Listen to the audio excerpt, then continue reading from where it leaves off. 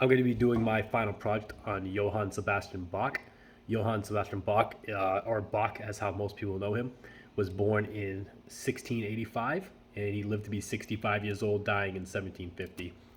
That would put him around 350 years old today if he was alive, and he was alive 70 years after Shakespeare, or roughly the same time our founding fathers of America were alive.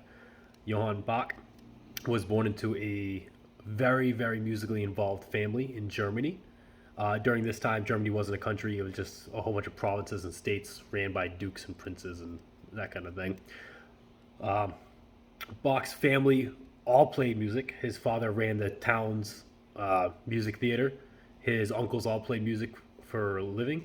And when he was 10 years old, both his mother and father had passed, and Johann Bach started living with his older brother. His older brother had taught him everything he knows about music, taught him how to read, how to write, how to play the keyboard, helped him with his singing career. And Bach actually ended up in a very prestigious college for his singing. While he was there, he was hired by a duke. That duke had essentially had him working in the musical courtyard, cleaning up the place, and eventually he worked his way up and started learning how to play the organ and became very, very good at the organ. It was a very unusual instrument for the time, but Johann Bach was a master at it and composed thousands of pieces in his lifetime. Uh, he was born during the Baroque period, and during his time, he played a lot of secular music.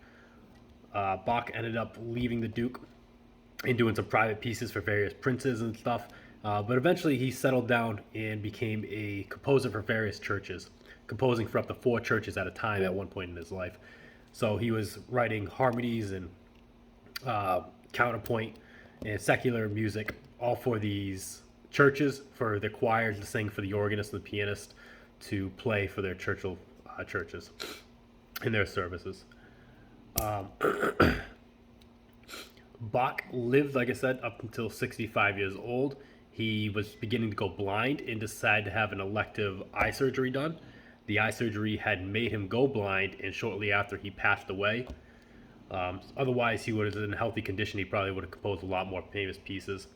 Things he composed ranged from novice work, which was for people to learn how to play the piano, how to read music, how to write music, up until some very famous pieces. I believe his most famous piece is called the Toccata.